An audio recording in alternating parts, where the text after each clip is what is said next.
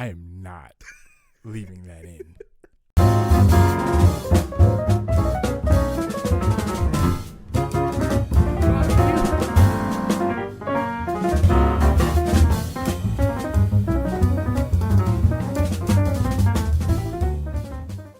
Happy New Year. Welcome to 2026.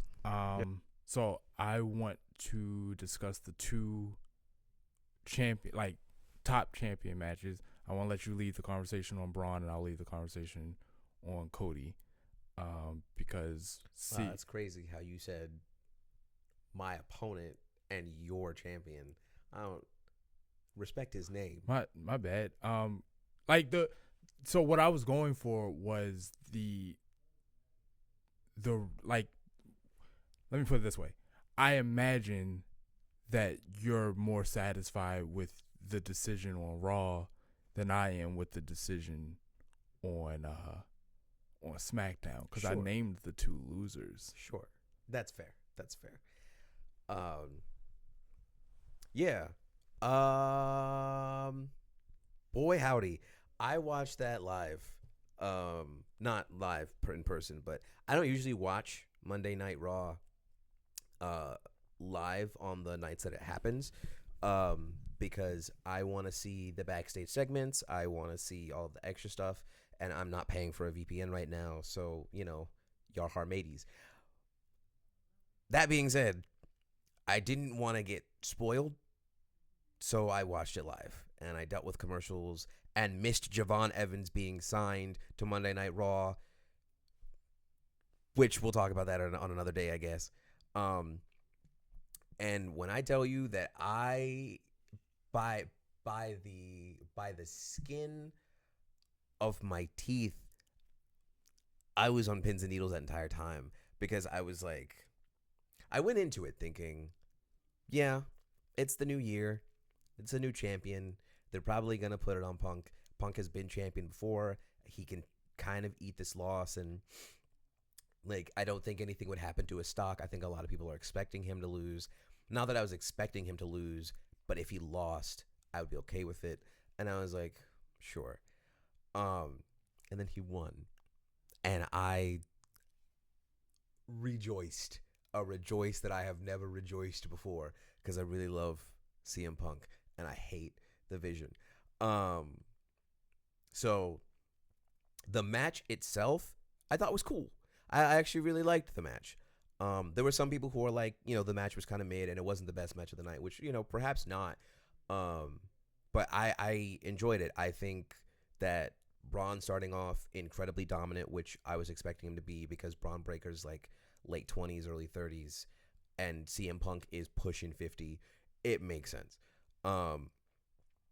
I think that the interference was expected, having the Vision come out, and kind of get in the way. The ref bump, I was like, oh, I forgot we still did these, because those felt exclusive to Roman Reigns matches. So when they did that, I was like, oh, that's right, they can still do that. So the ref gets bumped, the Vision comes in, they start jumping, and then Ray comes out, which I was like, that makes sense. And then with Ray, Dragon Lee and Ray Penta both come out, which they kind of teased that earlier in the show, because Penta and Dragon Lee and Ray are all having a vignette together, although not at the same time, because first Ray is talking to Dragon Lee leaves, and Penta comes in and Ray is talking to Penta, and then so they all come out to kind of chase off the Vision. Braun Breaker gets in there and he hits CM Punk. CM Punk actually never got speared that entire match, which, I get why they did that, because if he got speared, he would have lost. But he hits CM Punk with something devastating. I don't remember what it was. They throw the ref back in there. Ref hits him with the 1-2, kicks out. I was like, oh my God, there's a chance. And then the table spot. Braun Breaker, the mad lad that he is, he sets CM Punk up on the announce table, jumps from the top turnbuckle, clotheslines him from the air through the table. And I was like, oh my God, it's over. and I forget why he was distracted, because there was something that had happened that caused him to not have time. Heyman happened. Yes, right. Heyman got up there, um, and distracted the ref, which then CM Punk threw Braun Breaker. Or no, CM Punk punched Heyman. Braun Breaker did the straps. He was going for the spear, and right when he was going for the spear, CM Punk kneed him in the face in the air, um, fell down, hit him with the GTS 1, 2, 3, and still. And there, that to me, I was like, yes, I'm okay with this. Now, the two things. One, there are a lot of people who are really upset that CM Punk is still champion, not because they hate CM Punk, but because it's like, it's time, right? Why are we not pushing our newer, younger, stronger, better, harder, faster, stronger, whatever, superstars? Which to some degree I understand. I don't think that CM Punk should have lost his first title defense, but I also don't think CM Punk is holding this thing past Mania. I'm okay with that. I believe the next time him and Braun Breaker come to blows, Braun Breaker's taking it up off him. And I've accepted that. I'm just glad that his first time defending it at the new year on the first season, Stranger Things, whatever. Which, side note, that Stranger Things collab was so unnecessary. It did nothing for the show. And the show was already over. Yeah. I was like, I am okay with this outcome. Now, I'm not going to lie. There was a small part of me, just a very small part of me, that was expecting to hear Seth Rollins' music, and it didn't happen, and I was fine. I know that this injury is real, and I'm not going to take that with a grain of salt. I'm traumatized, and I never want to feel that way again. It doesn't even matter. Like, honestly, at this point, Seth has definitively lost their beef. The first match they had in the Netflix premiere, he lost. And then the only stock he really had was his promise that he would never let CM Punk become champion. And CM Punk pulled it off twice. Like, you lose, buddy. You need to let it go. To be fair, I can't believe I'm going to justify Seth Rollins. He said that, but the problem is that both times he was injured. And it's kind of hard to keep a promise when you're injured. Now, I understand the kayfabe, he faked the first injury, so I'll give you that one. Because if you fake the injury for him to get it only so you could take it from him, well, he had to get it for you to take it from him in the first place. But this time, there's nothing he could have done about it.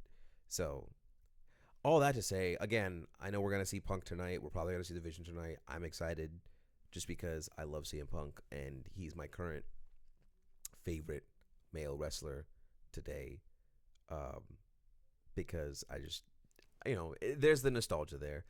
Again, I'm not, much like himself, I'm not ready for him to lose the championship, but also when the day comes, because it's going to come, and it's probably going to come sooner rather than later, I have at least accepted that I got a chance to see my guy on top.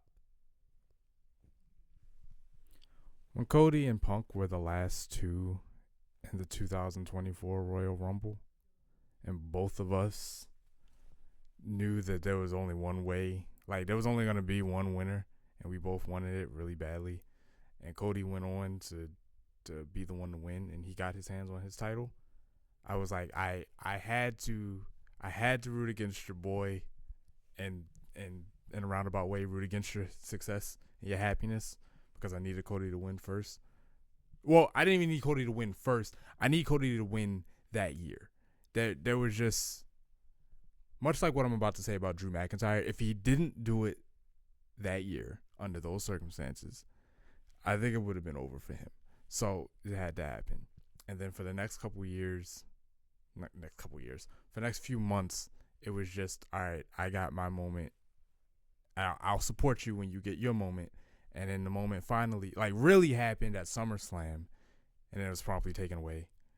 And then it happened again at Saturday night's main event, which I thought was a relatively small. I don't even mind that it happened at Saturday night's main event. I cared who would happen to. I just don't think Jay was an appropriate person for CM Punk to win the title from, or win the title against, because he deserves something bigger than that. But that time it was like, okay, it's proper win. Nobody here to screw it up. Okay, cool. And for a brief time in history, we were both at the top of the mountain. And now, for the second time in history, although the first time was for about 5 minutes, for the second time in history, officially, your boy is champion and my guy is not. And I'm gonna bring this title back in the frame, because once again, I have the best wife in the world. She got me this for Christmas, and when she got me this, Cody was still champion, right?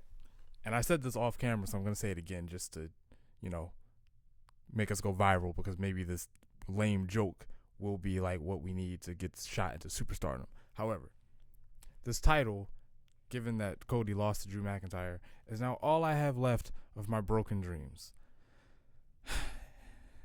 At least they're not nightmares. I begged him not to say that. I'm not going to cut that out. I begged him not to say that. So on the first Raw of the year, Punk had his title defense and CM Punk won. And then on the second SmackDown of the year in Berlin, Cody had his title defense against Drew McIntyre. And Cody did not win. To be fair to your boy, it was stolen from him. But I'll let you quite literally, but on paper, Drew beat him. And that's just what it is. And there's so much conflict in me, because if Drew had lost again, it's over. It's done. And I feel like Triple H has this weird thing that I've observed, where I feel like he has a lot of these characters in the wrong alignment, only because he takes so long to do things that the circumstances under which he wants them to happen, you've kind of turned the audience to the other side. Drew is the monster heel in this scenario, but he's the sympathetic character, because everybody just wants to see Drew the worker on top. So you had to root for the guy that was torturing the hero and burning pictures of his dead father. Just saying the worst things imaginable and acting like the biggest asshole in the world. But you want to cheer for him because he has done so much for the company and he should be champion. And I'm like, I don't think you want your heel to be in that situation. But after so long of Drew trying and failing, he was in that position naturally. So at that point, you kind of have to make him the good guy. If you want the audience to boo the heel and cheer the hero, then you have to go with how the audience is receiving the person, and I just feel like they took too long. They took too long to have Drew win it as a heel. And the same thing is happening with Dom. Dom is low-key a pseudo face. I know he's not a face, but the audience is so much behind him that you kind of got to switch him soon, because you're not gonna keep getting heel heat. It's gonna go away soon, and some of your heroes are not getting face cheers. Cody is, they are low key. It's not monstrous, but they're low key turning on him. So I'm supportive of any move that will keep Cody in the good graces of the fans, because I don't want my boy to be booed. I don't necessarily think a heel turn is the answer, but he definitely can't keep being like this guy. I think people are just kind of over it, and they've seen him at the top of the mountain twice now, and now they're talking about he might win the Rumble, which I'm not gonna lie to you, he won't. Sammy's winning the Rumble. LA Knight's winning the Rumble. Roman Reigns is winning the Rumble. LA Knight's winning the Rumble. Braun Breaker's winning the Rumble. Obafemi's winning the Rumble. Chris Jericho is winning the Rumble. Chris Jericho better show up. Reports are saying that he's not coming. He's not even going to show up on any sort of television until February. So I'm not expecting him to be at the Rumble. Which is probably why he's going to be at the Rumble. So all that to say, I'm not going to recap the match. And that's not a diss to you. That's just not really my style. It was a 3 stages of hell match, and it was 1-1. Drew got one, Cody got one, and through interference through Jacob Fatu, Drew ended up winning. And props to the guy, because again, I think it's long overdue for him to get a proper title reign. The only thing that sucks is that it probably won't be a. I hesitate to say it won't be a proper title reign because I heard Simon Miller say it on What Culture. He raised a really good point. The idea of having a month or a couple month long title reign kind of seems like a failure because Roman held it for 3 years. But that's not a bad, having it for a couple months. There's nothing wrong with that. It's just that there's just this huge legacy behind it, so you're always going to feel second rate if you can only, whatever. But I do hope he gets treated decently as a champion. I'm not going to try to fantasy book his championship run. I don't necessarily know what Cody does now. I am, as much as I'm going to miss Cody as the champion, it does free him up to do things that don't have to, where he does not have to just be untouchable, because to do that, you would have to take the title off him. You might not want to do that. So now you can be a little more free with the booking, and I want to see what they do. Now, what would suck is if he suddenly starts getting all these crazy, interesting feuds, because then I'd be like, where was this during the title run? But whatever it takes, Well, again, like I said, he couldn't do any of this because it was all predicated on John Cena. And then at the end of the year, Drew McIntyre. Yeah, that's true. So we'll see what's in a weird way, I'm satisfied with both decisions because I think for the greater good, they're both the better choice. It was probably better for CM Punk to win so that winning the title wouldn't feel like a fluke if he lost his first defense. Or at the very least, it wouldn't feel like he only got it because he beat a nobody guy to get it. Not that Jay's nobody, but he ain't Gunther. You know what I mean? Yeah, I mean, he beat Gunther, and I think that's a big deal. Yeah. And as far as Cody, the villain can only talk the villain stuff for so long without winning before you're not threatening at all. So Drew definitely needed some aura. So I also think this sets Drew up great for one of his first title defensive, if not his absolute first, because his first one's not going to be until after the Rumble, which I do think he's keeping it through the Rumble. And that's Obafemi. I think that's, to me, if you ask me, I think that's the reason why Obafemi's going to SmackDown, and that's why they set that up the way that they did. I think after having that interaction on Saturday Night's main event, Oba's going to SmackDown, and Oba's going to challenge for that title because he's already got beef with Drew. Drew has 3 enemies now. There is no way that Oba goes into a title match with Drew and Oba don't win. That's why I said I think Drew's, because he effectively, here's what's happening, right? Drew goes to the Rumble, right? He defends at the Rumble, probably against Sami Zayn, because I think Sami Zayn's going to win that Fatal 4-Way. Then he has to deal with whoever's at Chamber. I think Obafemi is going to be in the Chamber, because I don't think Oba's winning the Royal Rumble. I think Oba's winning the Chamber. I think Oba then stakes his claim on Drew, because he's like, well, I've had beef with Drew because Drew he interfered in my match anyway. Plus, I want to be the top guy of the company. I am the ruler. I'm coming. And then I think that's our Mania match. I think it's Drew versus Oba. At WrestleMania. Oh, yeah. I don't think Drew is keeping that title for anything past Mania. And if you look at the way Obafemi has had a rocket strapped to his back, he vacated the title. Yeah. That was insane. Yeah. So I think Obafemi, I think we're going to get a John Cena and Batista moment, which I'm not sure if you know what I mean by that. When they both went over the top rope at the Rumble? No. There was a Mania, I forget which Mania it was, but there was a Mania where both of them won their respective they both won their respective top titles that night. John Cena won his, and he became the World Heavyweight Championship, and Batista won his, and he became the Undisputed, or vice versa. I think it's one of those. I think we're gonna have the same thing happen. I think Braun Breaker is going to beat CM Punk at Mania, and he's gonna win his title, and I think Obafemi is gonna beat Drew McIntyre, and he's gonna have his title. And these 2 new guys from NXT are going to run 2026. I just think that's what's going to happen.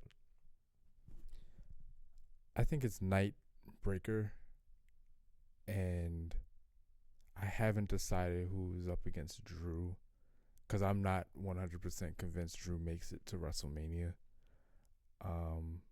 This is probably the only time you'll ever hear me say this. I hope it's not Cody, but I don't see it being Drew. But I feel like it's Night and Breaker at WrestleMania, and either Drew or whoever beats Drew at the Rumble. And depending on who beats Drew, if they beat Drew, would influence how I would, predict who it would be at Mania. Yeah, I just don't think Drew's losing his first title defense. Now, if there is a match between CM Punk and Braun Breaker before Mania, then Braun Breaker is going to take it into Mania. But I think they're really saving Braun Breaker to win it at Mania because they want him to have that big, big moment. I think that's going to be. I'm hesitant to say that that's night 2 because I think that's the bigger match. If it is Drew, Drew is night 1. If it's not Drew, I don't know. But I do think CM Punk going into Mania with the title, losing it to Braun Breaker, I think that's a night 2 event. Word.